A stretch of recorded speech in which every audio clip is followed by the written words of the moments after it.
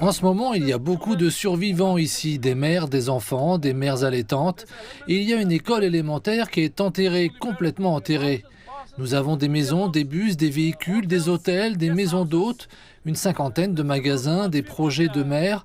Tout a disparu, tout s'est volatilisé.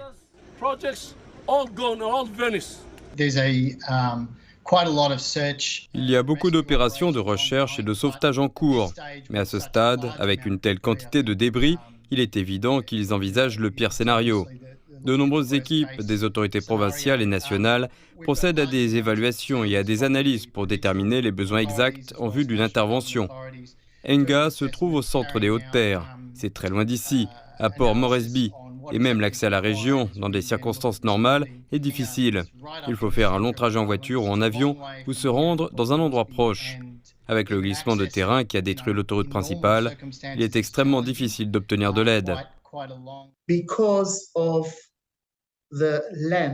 En raison du glissement de terrain et de la manière dont les communautés voisines sont construites, cela exerce une forte pression sur le sol, ce qui entraîne des fissures et un danger extrême pour les autres maisons environnantes qui n'avaient pas été endommagées au départ, ce qui explique que 250 maisons supplémentaires ont été vidées.